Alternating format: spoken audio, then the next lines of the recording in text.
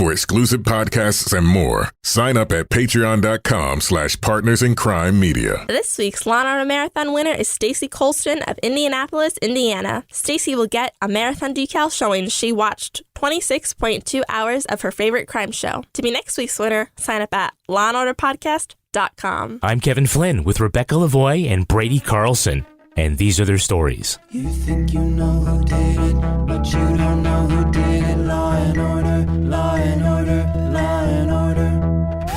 It's no ordinary police procedural, baby. It's the FNOG of police procedurals, baby. Law and order, law and order, law and order, law and order. These are their stories, these are their stories. Welcome to These Are Their Stories, the podcast about network TV's most enduring crime franchise and the real-life cases that inspired their shows. I'm Kevin Flynn. Each podcast will break down an episode from either Criminal Intent, SVU, or Original Recipe. And today we're back on the mothership, Law & Order, Season 11, Episode 21, Brother's Keeper. You think Cally's trying to take the rap for his brother? His offer to plead makes me think so. Cally clearly killed Mr. Waziri. Let's find out where Donald was when Mr. Roy was killed. Joining me to do just that is true crime author and the host of Crime Writers On and the Undisclosed Addendum podcasts, Rebecca Lavoie. Hello, Rebecca. I cannot wait to get out of here and go to the driving range, Kevin. How are you today? I'm good, because we have our special guest whose memory about Law & Order is so good, he understands your super inside jokes, even if he hasn't seen the episode in a while. Probably the only one, and we have to have a more serious discussion about that, Rebecca. But he's from Wisconsin Public Radio, author and returning champion, Brady Carlson. Hello, Brady. Hey, what color was the car? Please tell me what color was the car. Well, bullshit, because you know that. The car was black. Black town car. You actually do have an encyclopedic memory, do you not? You can brag. I have, not to brag, but yeah, I kind of do now remember everything, and I have just had to make peace with that. 'Cause sometimes I remember more than I actually want to. What was the most unusual episode or unusual scene from Law and Order? Well, I think it would have to be when they did that multi-part episode where they sent Briscoe and Curtis to California like 3 times. Yeah. And they kept trying to sign Curtis to be like a security consultant for script writing in Hollywood. And the Hollywood like producer that was having dinner with him kept trying to get him to go to bed with her, even though he was trying to reconcile with his wife. And she's just sitting there going, look, it's just sex. Okay. It's just sex. And he's like, I mean, here's like, the whole point of him being on the show is because he's, such a hot dude. And he's like, well, actually, I'm trying to get back together with my wife. And it's like, there it is. This is so far removed from, what Dick Wolf used to say that Law and Order was all about. Is like, we're taking all of the drama out and we're just going to watch these people do their jobs. And then all of a sudden it's like, here's Curtis getting propositioned in Hollywood. 9 years later, he doesn't have the memory that you do, so at that point, he just probably went for it. Now, Brady, you've been on twice before, actually 3 times if you include the emergency rerun, because Rebecca deleted the show file and we had to re-record. I remember that. Yes, of course you do. Now, you have said that we've already asked you about your favorite teams.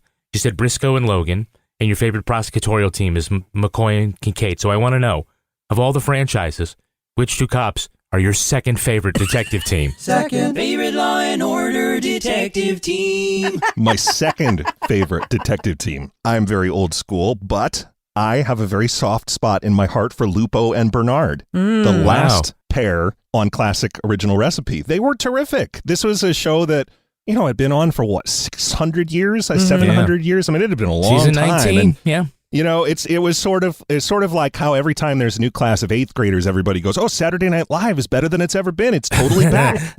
Law and Order was that, except for 30 and 40 somethings. And those guys were terrific. Mm-hmm. And who is your second favorite prosecutorial team? Second favorite Law and Order district attorney prosecutorial team. My second favorite prosecutorial team. Who did I say before? McCoy and the one Kincaid. thing I don't remember. McCoy and Kincaid, yeah. McCoy and Kincaid, yeah. I love those two as they loved each other. I did also have a thing for Ben Stone and Paul Robinette. Good. Those guys were pretty dry, and it was sort of like two philosophy professors sort of running the operations of the district attorney's office, but in a good way. Plus, you know, can't. They could be fun. Plus, you can't argue with Robinette's high top fade. I accidentally once, this is one of the things I wish I couldn't remember, I accidentally once got that haircut when I was a freshman in college. Oh my God. As an homage. It was my first haircut. Look, I have had the same haircut my entire life, just short, because I have super curly hair. I don't want it to grow out instead of down. And I have just always said, please make it as short as possible. Somehow the guy misunderstood what I said and said I wanted it to be flat like flat top, not just flat like super short. And so we get to the end of this haircut and he goes, there's your flat haircut. And I look at it and I was like, oh my God. But for some reason, I did not feel confident enough in my ability to just say, actually, I just wanted short hair. I just said, okay, and I paid him, and I went off, and I went home, and I took my shaving razor, my electric shaving razor, and I just sort of like trimmed down the corners. Oh, mistake. Yeah. All right, now let's take a look at the first half of this episode, Law & Order, Season 11, Episode 21, Brother's Keeper. Well, we begin with two women golfers fighting, so of course they'd make them lesbians, too. They discovered the body of James Malloy, assassinated and caught on video while hitting at the driving range. Struggle? Not so as you notice. Must have snuck up behind him. Caught him unawares. First thing they teach you, keep your eye on the ball.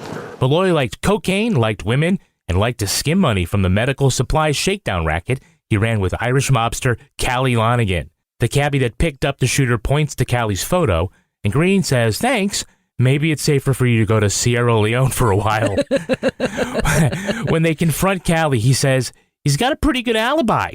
He'd been tailed by the FBI, and the agents won't say much, just that Cally wasn't there.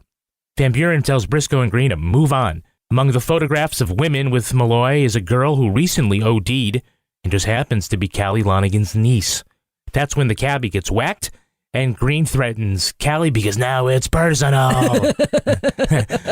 The bullet from the cabbie doesn't match the one from the Malloy murder, but it does match a gun used by Cally to kneecap one of his boys 6 years ago. The detective learned since then Cally has been accused of many crimes, and the FBI refuses to arrest him for any of them. So occasionally they like to try out, so how dumb can we make our concerned citizen at the beginning? You mean the doofy security guard at the golf place? Whoa! What happened to him? You know this guy? Mr. Malloy, semi-regular, 3 nights a month. What does this camera do? Record your swings so you can see how bad you are. Whoa. The sleepiest golf club clerk in New York City. Yeah. He must have said whoa like 5 times. That guy's a doofus. Super doofus. How did he get that job? Who would hire him? That job does not seem that bad. Who would hire that dude? The late night shift at the driving range. But the whole opening scene, this is like a classic. Let's throw a whole bunch of stuff together in the beginning. Yeah, I don't understand. I mean, it's like one of those things, it's like an inside joke, like let's have lesbians going to play golf and fighting with each other on the way. Because it was too dark to play tennis, is that? She was just being friendly. She was totally checking you out. You say that about everybody who makes eye contact with me. I don't know what it was very hackneyed. How do we make this interesting? But I think that they were trying to be woke for 2000 whatever, and they're like, we're going to bring this couple, we're going to make them lesbians, and just America's going to deal with it. They're just like us. They bicker about petty jealous things on their way to the golf range. If these kinds of encounters weren't so hackneyed, then I would think that they were actual encounters that Law and Order writers had either had themselves or had overheard other people having when they were at the golf course. It's like these Law and Order cold opens are like the original Humans of New York. Totally. And Brady, I think that Briscoe knows an awful lot about golf for someone who'd rather be at the racetrack. Well, of course, Lenny, his first reaction when they're looking back at the footage of the murder is first I need to critique the dead guy's golf swing. How good of a golfer is he? Not bad for a weekend duffer. Could keep his right elbow tucked in a little better. And since we're talking about that footage, can I also just point out, maybe poor Art, the security guy, is not the only dumb person at this course, because if you watch that clip, here's this guy just mindlessly hitting golf balls, and the shooter walks right up to him. He's not sneaking up to him from behind, walks right up to him and shoots him in the face. And he never notices this guy, this large guy in a hoodie holding a gun to his forehead, never reacts to it at all. Well, Brady, that's because he's doing a good job keeping his head down for the swing. We all know that's what you're supposed to do. He's got intense focus. Yeah. Intense focus. He's watching it go. He's like, wow, that's a beauty. Oh. Well, at least he was happy in his last second. Be the ball, Malloy. Be the ball. It is a very convenient way to catch a murder on tape, right? It's supposed to it doesn't just show you how crappy your golf swing is. It shows you your whole body, everyone around you. It's basically like a security cam that you have to pay for. Yeah. Now I'm just going to skip over the fact that we don't know how the shooter knew this guy was going to be at the driving range. We're just going to skip over that and get right to the cabbie. The script moves away from that quickly, too. Yeah. So they find the cabbie, who may as well be wearing a red shirt because, he's not long for this world. When a cop says maybe you should get out of town. Go to your war-torn country. You should 100% get out of town when a cop tells you to do that on this show. You got family back there? My mother and little brother. Maybe you should go visit them for a while. DA can bring you back when they need you. I can't go home. My father and 2 sisters were killed by the rebels. They chopped my brother's hands off. It would be safer for you in Sierra Leone is not a phrase you often hear people who survive to the end of the episode. Yeah, that's pretty serious shit. It would be safer for you on the courthouse steps in the Law and Order universe than it would be for you standing right here. Stay right there. It'd be safer for you at Hudson University than it would be for you to be right here. They cut his brother's hands off. He's like, I got to do 2 or 3 shifts, man. Yeah. I got to work. I don't have time for this. I liked Ed's immediate bonding with the dude, though. I mean, they were tight immediately. Yeah, I'm going to go to 2, what are the odds here? First, that Green spent time in Sierra Leone. And Where you from, Sebastian? Sierra Leone? Really? Whereabouts? Balaba.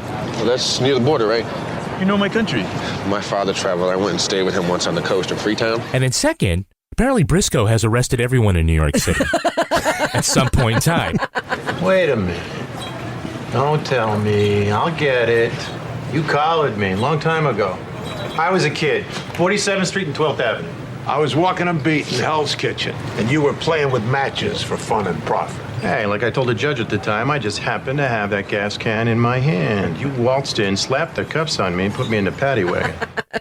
The thing about Briscoe is that he has arrested every perp that has ever come into New York City. And also, every one of his partners has turned out to be crooked at some point. At least the ones from before the show. Exactly. He somehow remains untouched. So this introduces us to Cally Lonegan. And we're going to talk more about him and the actor, et cetera, et cetera. However, I think that he's kind of a fun bad guy. Your friend doesn't understand the lubricating value of small talk, does he? Just for fun. Wednesday night, where were you from, say, 9 o'clock on? The night Jim got whacked? Guy was making me a pot of money. You think I'd take him out? You'd take out your grandmother if she was cooking the books. Jim was on the fiddle? I did not know that. That's disappointing. So charming. I love him. I love his way with the words. He has the gift of the blarney, as they say. He's gone full blarney. Yeah, he does understand the lubricating nature of small talk, too. He's no social liability. But I think sometimes, the bad guy is usually obscured. And in this case, we'll find out that part of him was.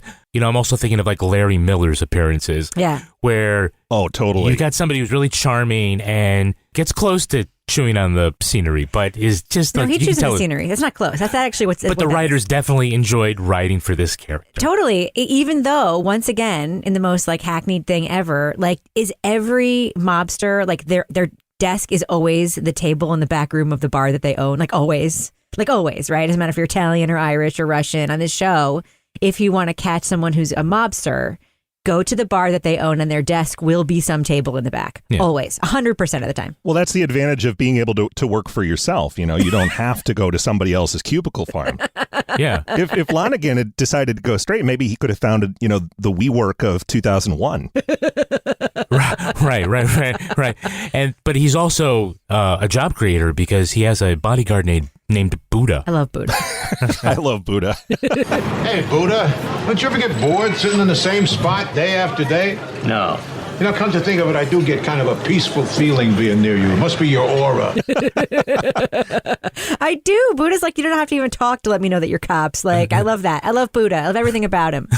I mean, honestly, anytime that the main villain on the show says something like, you're going to love this, fellas, when he's talking about his alibi, you're going to plots, right there, I'm like, let the man walk. I don't care who he killed. It's in the same way that like when I would hear Captain Cragen tell the detectives, you got bupkis, immediately I'm like, no, they got to arrest this guy. I have the total opposite reaction here. It's like once you say plots and you're the villain, I still love you. Exactly. He's very lovable all around.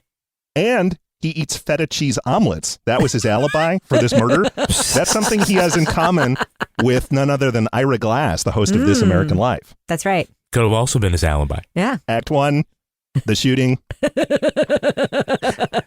Cally Lonegan has been a gangster in Law & Order New York for years. But one day he runs into Jonathan Goldstein and decides to go straight. Please stay with us. I know for those on the podcast, we bleeped out some words. All right, so for the second week in a row, he's here, and he's definitely our special guest star. Do it, Kermit. It's our very special guest star. Academy Award nominee, Michael O'Keefe. Noonan. Be the ball, Cally. Be the ball. Yeah. You're not being the ball, Cally. He was Danny on Caddyshack and Fred on Roseanne, and we talked about this last week. Formerly handsome. Where were you on Wednesday night? You're going to love this, fellas, I guarantee.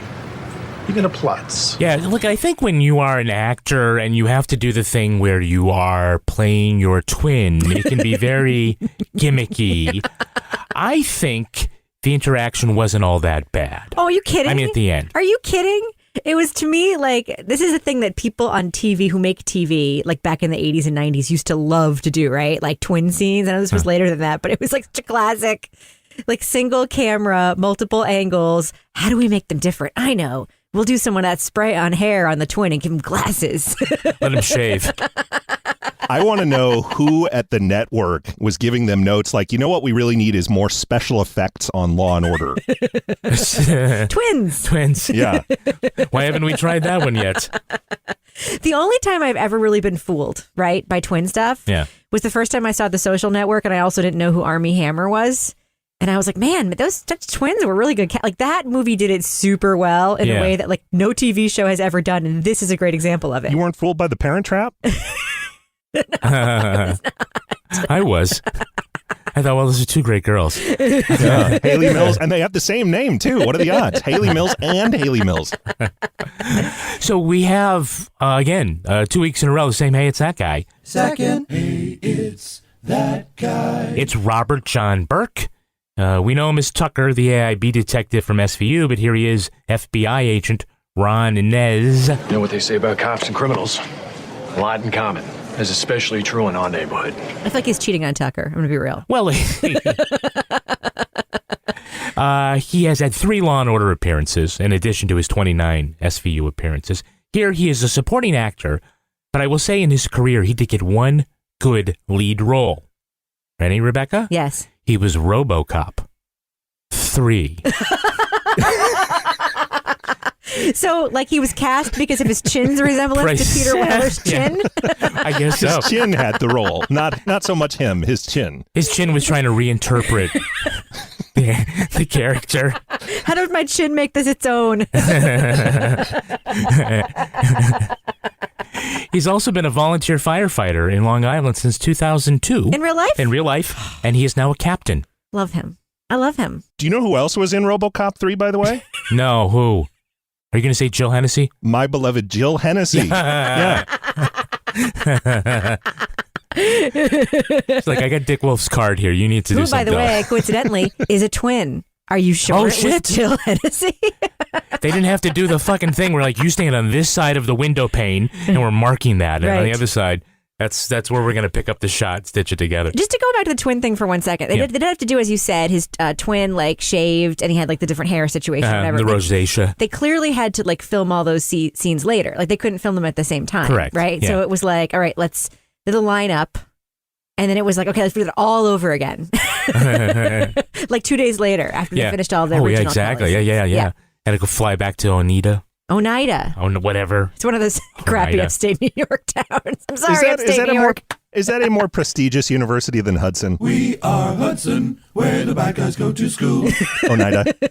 It has to be. Do you think that like a student could transfer from Oneida to Hudson or vice versa, and like would their credits carry over completely, or would there be some kind of hang up? Depends. Were they suspended? So does anybody recognize Cabby Sebastian Wazzari? Nope. He looks like he's got blood on his jacket. I ask if he's okay. He tells me, mind my business. Okay, that's Teagle Bougray. Right now he's playing Catherine Zeta-Jones' assistant in Queen America. How is that? It's a show on Facebook Watch. Oh, okay. Which is, I understand why you might not have seen it. He made 5 Law & Order appearances, including an episode called Brother's Keeper on Criminal Intent. Really? So he got 2 on his card. 3 more and he gets a free ride. He's the Brady Carlson of the franchise. Yeah. The utility infielder. He could do it all. Yeah. Guy's so good he could play RoboCop 4. Yeah. Revenge of the Chin. Who is playing our librarian, Sally Jaspers? Anybody know? Those two were quite a pair when they were here. Wasn't anything they weren't into.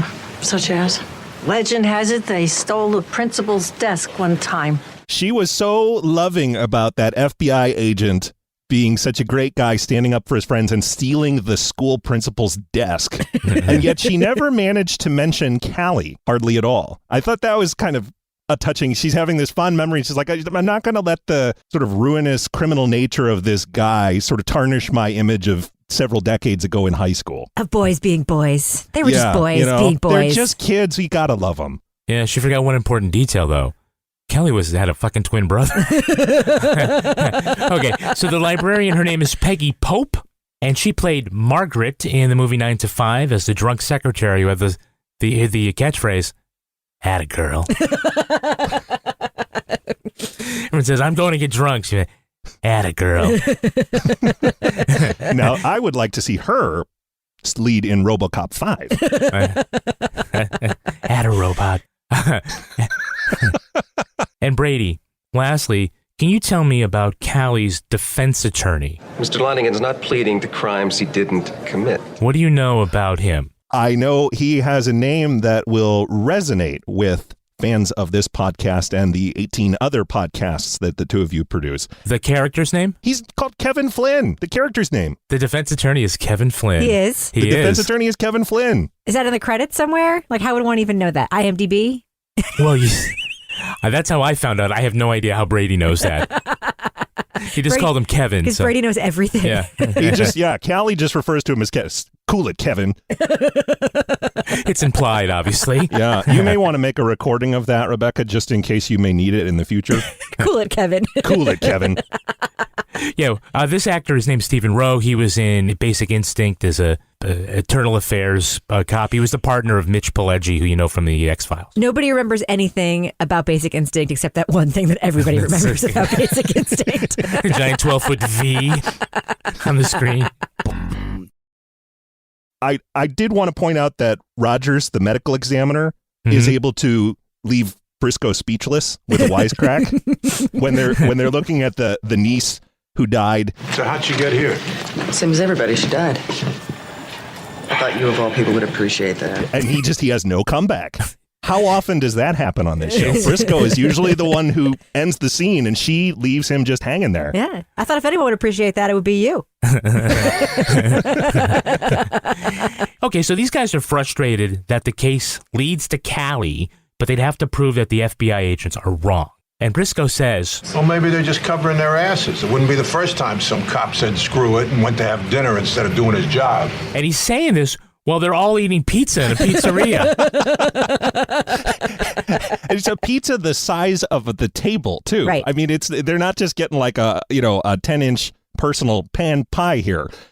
They're eating what is arguably the largest pizza in New York City history. It's so big that, like, I want to criticize Van Buren for cutting up her piece with a fork and knife. Except when she picks up the piece she cut off, it's the size of a regular slice of pizza. But that's Manhattan pizza, isn't it? When you get a big floppy... It's a big floppy pie. Yeah. It is. One would expect that the three of them, having lived in New York as long as they have, would each have just gotten a slice or two. But no, they wanted to have the visual for some reason of this gigantic pizza in front of the three of them. And notice that Briscoe does fold his slice over. He does. He does it the right way. Yeah. And after Wazzari, the cabbie, is murdered, first off, Green starts to get pissed because his patrolman there keeps saying, It's a tough break, huh? Could happen to anyone. It's the luck of the draw, I guess. That's what you figure, idiot? Ah, tough break. Could happen to anybody. Just luck of the draw, huh? No chance. And now it's personal. So, shut up, Grady. Hey, now it's personal, so they go to Cally's hangout, and Green jumps out of the car. Bad idea, detective. Lenny, get out of my way. Come on. You guys look like you need couples counseling. And Briscoe keeps holding him back, telling him, hey, bad idea, detective. But I got to point out, Briscoe, you were the one who drove here. You totally did not have to go to that bar and stop the car. You could have just driven right by. Your fucking fault, man. They didn't do anything there except go up and confront Cally in the most confrontational way possible. They didn't get out, and Briscoe didn't pull Green aside and said, okay, now we can ask some real questions. He just got out, yelled a little bit, and then drove away. Sacrifice for your family? Who told you who the witness I don't know was? the gentleman to whom Who told you who the witness was, Cally? I don't know what you're ranting about. Settle up, because you're done. Settle up. Believe that.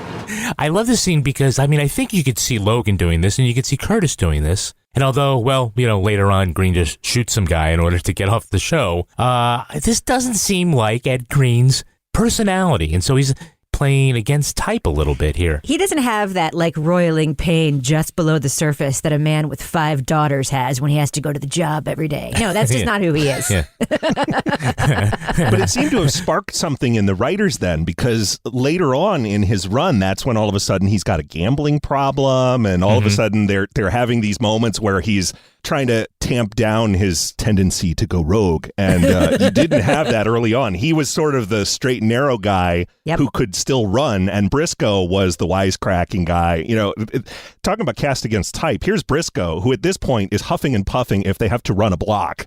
And he's the one who's allegedly restraining Green from attacking the suspect. The fittest Law and Order detective that ever was. You just roll right over him. Okay, let's look at the second half of this episode.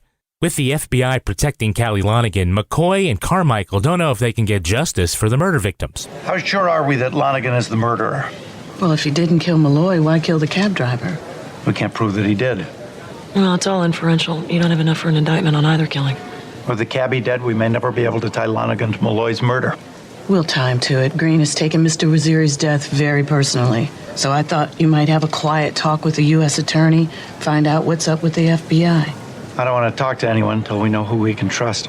The credit card of FBI agent Ronnie Innes shows that they were at dinner in Brooklyn when they were supposed to be tailing Cally in Queens. Turns out Cally was also at the dinner, talking about the great times they had together in high school. A new eyewitness, who obviously didn't hear what happened to the first eyewitness, says that she saw Cally flee the cab shooting in a town car. When Cally vanishes, the FBI agent in charge admits that they've been using him as an informant to take down the rival Gabisi crime family. Agent Ennis refuses to give up Cally's location and quits, instead of putting his informant in jail to be whacked by the mobsters he put away.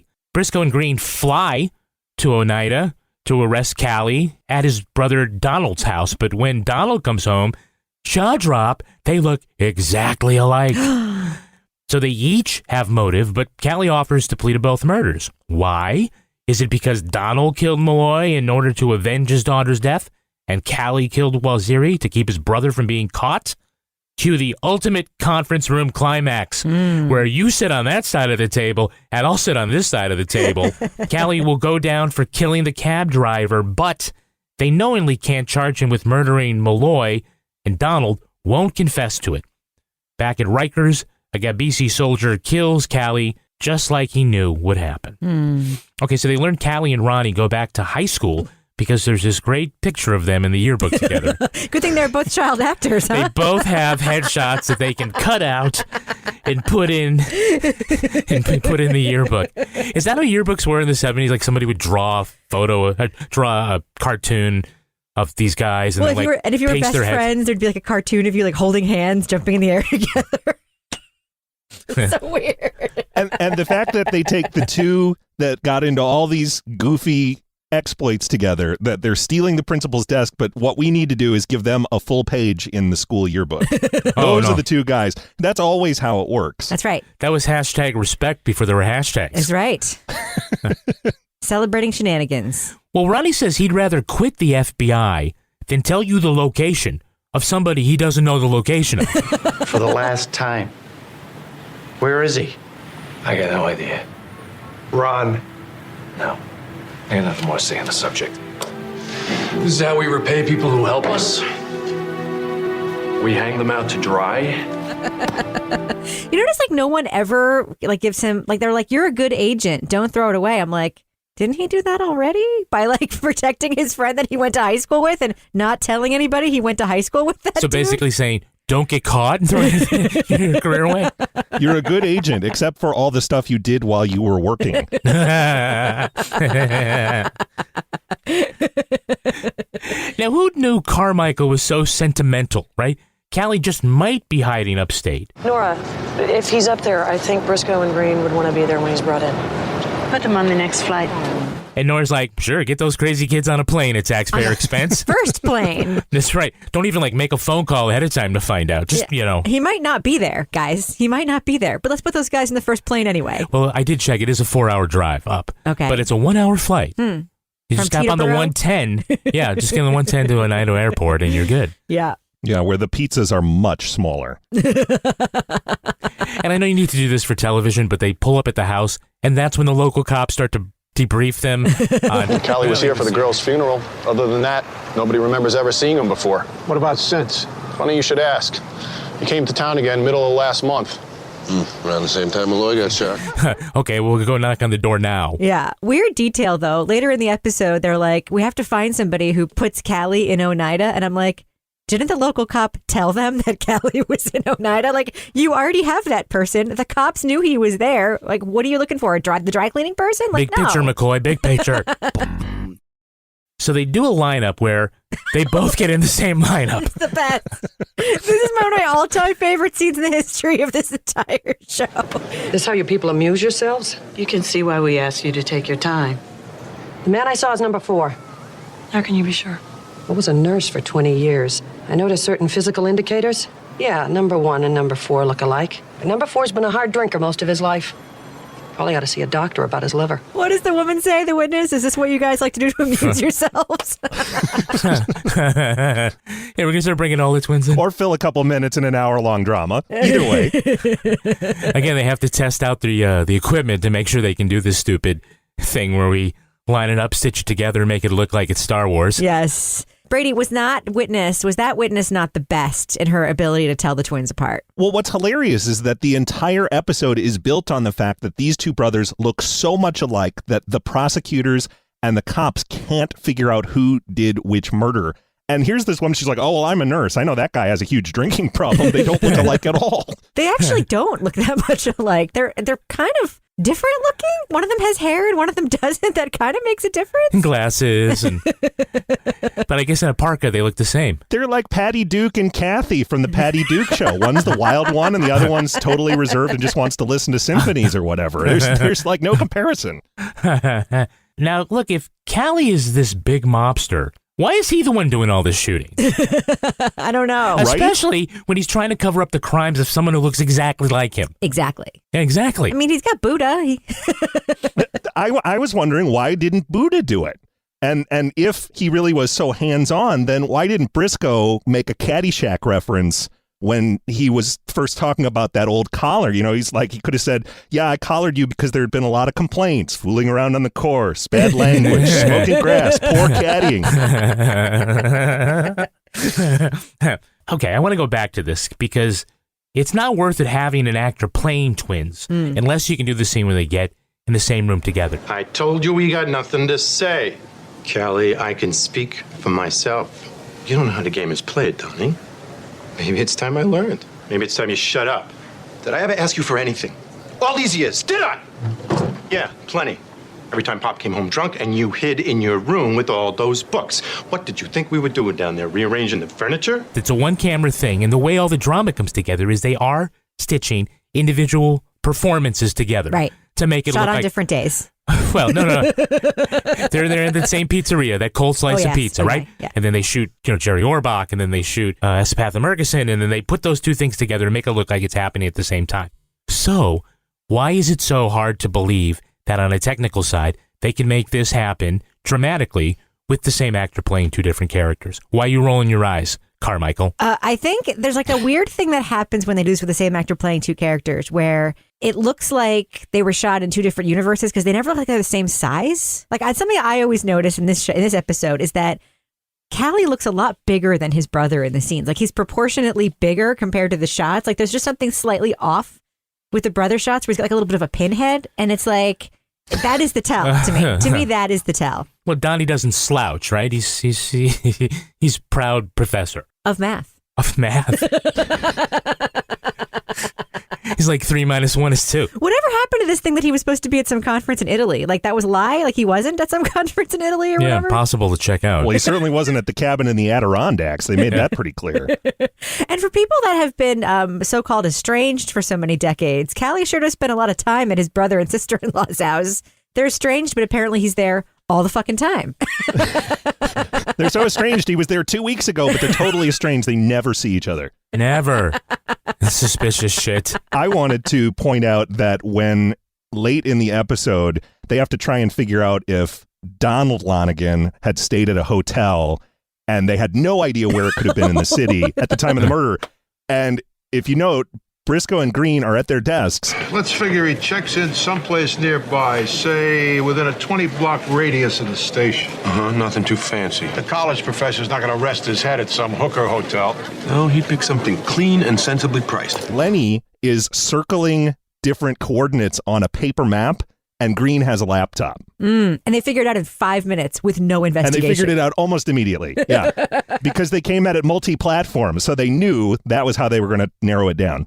Yeah, that's right. He didn't want to go to no hooker motel as if he knew where those would be. Yeah, and that's how they narrow it down from 7,000 hotels to the right one. Immediately. It takes them 5 minutes. Meanwhile, Carmichael feels so bad for dropping all that work on Van Buren. She's like, here's what you guys need to do. I'm sorry. As she puts her beautiful hat on and walks out of the office. And immediately leaves the room. I can't be of any help to you. Yeah, remember it was your shitty arrest to begin with. All right, let's take a look at the real-life story that inspired this episode. What could it be? It's time for Ripped from the Headlines. You think you know who did it. You think you know who did it. But you don't know who did it. You don't know who did it. Ripped from the Headlines. Among the mob figures that inspired this episode include Whitey Bulger and his brother, Billy. In the 1970s, Whitey ran the infamous Winter Hill Gang out of South Boston. The Irish mobster was recruited by the FBI to become an informant against the rival Italian mafia. In exchange for intelligence, his FBI handler promised to protect him from arrest. While his brother ran a crime empire, Billy Bulger graduated from law school and was a rising star in the Massachusetts Democratic Party. He was elected to the state Senate in 1970 and soon took over the powerful role of Senate President. In December 1994, Whitey Bulger got a tip that he was about to be arrested on racketeering charges. He fled and went into hiding for 16 years. In 2003, Billy Bulger asked for immunity from a congressional panel investigating his fugitive brother. Billy admitted taking a secret phone call from Whitey after he skipped town. He didn't ask his brother to turn himself in. Governor Mitt Romney forced Bulger to step down from his post as president of the University of Massachusetts. In 2011, Whitey Bulger was captured, living in Santa Monica, and was convicted for his crimes as a mobster. He was murdered in prison by a group of inmates in 2018.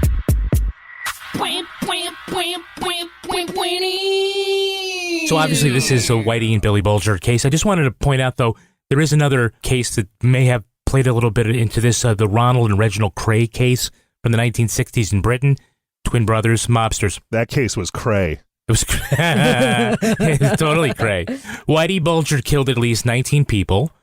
Fixed horse races, shook down drug dealers, ran arms for the IRA, and firebombed an elementary school to protest busing in Boston. And worst of all, Johnny Depp played him in the movie. Yeah. Unpardonable right there. Unpardonable crime. His FBI handler was John Connolly, and they both grew up in the same housing project. he became friends with the younger Bulger when young Whitey rescued him from bullies at the playground. Well, you totally have to risk your own career and your freedom to, let a guy know that a witness is about to testify against him on a murder charge, give him a chance to rub him out. Wasn't there a bunch of tape, too, of the FBI? Like, they knew about a bunch of murders he committed when he was out, right? Like, they knew, and they didn't care because they were just, like, pumping him for info all the time. Exactly. Wasn't that the whole scandal? I mean, this tracks very closely with the fictional episode here that, the FBI was protecting him. Up to the prison murder, which they didn't know about when they wrote the episode. Up until the prison. That's true. That happened many years later. Nice job, writers. I guess the inmates were like, let's rip this shit from the headlines. Seriously. Bulger's first murder was during a gang war in 1971. He went to hit Paul McGonigal, but instead shot his non-criminal brother Donald right between the eyes. Were they twins? I think they look pretty much alike. Wow. I don't know if they were twins. What subject did that Donald teach? Well, the mob boss told him, don't worry about the mistake. That guy smoked, he would have died of lung cancer. Okay. So murder's fine. You messed up, Whitey. Don't worry about it. I mean, but you'll get another with chance. With that logic, like, we're all going to die someday, so all murders are fine? Well, I mean, that's the way you got to look at it. It's sort of like how on Twitter people will say, oh, LOL, nothing matters. This is just ahead of Twitter. YOLO. So here's how Whitey Bulger met his end. It's believed the hit was ordered by inmate Freddie Gias, the guy in prison who rubbed out Big Al Bruno in Springfield. Bulger was transferred to a federal penitentiary in West Virginia. The very next day, he was found beaten by inmates with a lock and a sock, and his eyes had been gouged out and his tongue nearly ripped out. So, if a thing is worth doing, it's worth doing well. Oh, my God. Do you think it was a message? Yes. I think it may have been more than one. Message delivered. Yeah. He was 89. I'm no criminologist, but that sounds like a message to me. I mean, he was 89 at the time. Yep. And in a wheelchair. Yep. So, I mean, he wasn't able to run away from a guy with a lock and a sock. Fuck. Yeah, that's rough. It is. I can't even make a joke about it. He's an old man in a wheelchair. And you could make a decent case that he had what was coming to him, but that is bad. It's real bad. But wasn't it also the case at the time where his lawyers or somebody was like, look, if you move him to another prison, he's going to be dead the next day, if not that day. And that's pretty much what happened. Yeah. Yes. And they don't suspect the lawyers, though, huh? I'm just saying. Shut up, Kevin. Cool it, Kevin. So Billy Bulger, he was asked during that secret phone call, why didn't he ask his brother to turn himself in? And he said, I didn't think it was in his best interest. Yeah, because he's his brother. I don't know why, like, we expect that, like, just because somebody's on the straight and narrow and they have a crooked brother, like, they don't also love their brother, right? I mean, that is a thing. Yeah, I think at the time, though, he was the Senate president for the state of Massachusetts. Yeah. Did he not have an obligation? And I think he was also a lawyer. He was a lawyer, too, so it's an also, obligation like, as a he might have an officer obligation of to the court. say it, but if he knows it's not going to happen, like, you think his brother's going to be like, all right, I'll do it. No, like, he knows it's not going to happen. It would be like me saying to you, like, hey, Kevin, do the laundry twice today. It's not going to happen. Like, I'm not going to say that. Look, bro, I know you killed all those people and did all that horrible stuff and you've been in hiding for a decade and a half, but really, you got to just come in, man. Seriously. Yeah, I mean, and I remember this is the first time that I ever heard about the Bulgers. Mm-hmm. I was going to school in Boston at the time that news story broke. And I feel like I remember at least hearing some Boston talk radio where they were like, actually, there's a lot of people in this town who are like, family's family. I totally get why he did that. Totally. And I think outside of Boston, they maybe felt like people wouldn't get it, but inside Boston, they felt like people would. Oh, but the radio stations were trolling Billy Bulger. They had a campaign that was, where's Whitey? Where's Whitey Billy? Yeah. That this investigative committee also asked him what he thought his brother did for a living. And Billy Bulger said, it was always kind of vague to him. As it would be.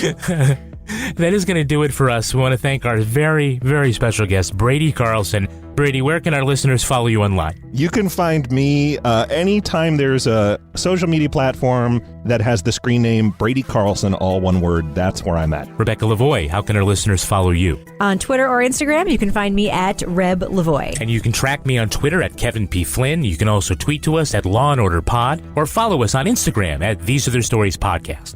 Our newsreader was Cy Frater. Our theme music was composed and performed by Uncanny Valleys. Line editing by Henry Lavoie. Content assistance from Travis Roy. Lily Flynn handles promotions. To get ad-free episodes of These Are Their Stories a week early, sign up for Stitcher Premium. All clips in this podcast were used in compliance with the U.S. Copyrights Act fair use exemption for criticism and commentary. Special thanks to the elite squad of the Law & Order Wiki community for preserving the evidence. If you want to know what episodes we're talking about in our upcoming shows, go to lawandorderpodcast.com. Sign up for our newsletter for a chance to be our next Law & Order Marathon winner. These Are Their Stories was recorded in the Yoga Loft above the Bodega in Bay St. Louis, Mississippi studio and is a production of Partners in Crime Media.